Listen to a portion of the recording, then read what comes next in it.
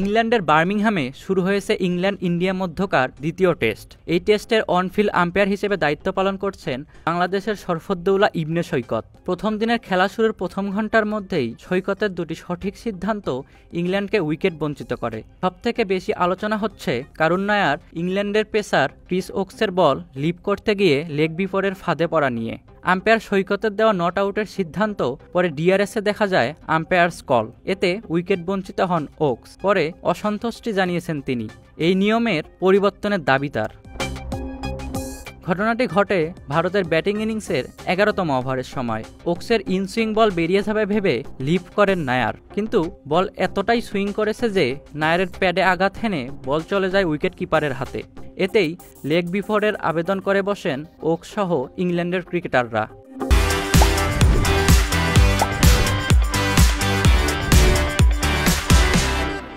Umpire সৈকত সাড়া না দেওয়ায় তারা রিভিউয়ের আবেদন করেন। তখন রিভিউতে দেখা যায় বল কোনো মতে বেলে আঘাত করছে, যে কারণে আম্পায়ার্স কল, অর্থাৎ সৈকত যে সিদ্ধান্ত দিয়েছেন সেটিই সঠিক, যা মানতে পারেননি ওক। তার ভাষ্যমতে যদি কোনো ব্যাটার লিপ করতে চান তারপরেও বল পায়ে লাগে, সেটা ডিআরএস এর মাধ্যমে যদি দেখা যায় স্টাম্পে আঘাত হানত বা স্টাম্প মিস করত, যাই হোক না কেন সেটা যেন আউট দেওয়া হয়। প্রথম দিনে খেলা শেষে স্কাই স্পোর্টসকে দেওয়া সাক্ষাৎকারে ওকস বলেন, আমার আরও যত্নবান হওয়া উচিত।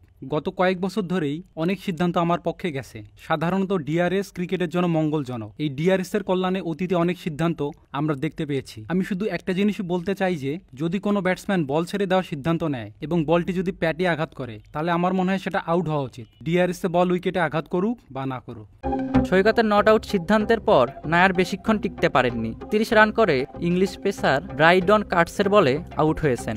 জায়সওয়াল অবশ্য সৈকতের নট আউটের সিদ্ধান্তে সঠিক ব্যবহারই করেছেন। 13 রানের জন্য সেঞ্চুরি করতে না পারলেও 87 রানের ইনিংস খেলেছেন। তবে গত বছর এমসিজিতে বর্ডার গাভাস্কার ট্রফির ম্যাচে জয়সওয়ালকে বিতর্কিত সিদ্ধান্তে আউট দিয়ে বিতর্কে জড়িয়েছিলেন আম্পায়ার শরফুদ্দৌলা সৈকত। পরে ছিলেন ভারতীয় সমর্থকদের রেশানলে। এবার অবশ্য ভারতীয় সমর্থকদের ত্রাণকর্তা হিসেবেই আবির্ভূত হয়েছেন তিনি। 2টি নট আউট সিদ্ধান্ত ভারতের পক্ষে যাওয়ায় ভারতীয়রা বরং তার প্রশংসাই করছেন। আহমেদ ইশতিয়াক মাহিন, ক্রিক ফ্রেঞ্চি।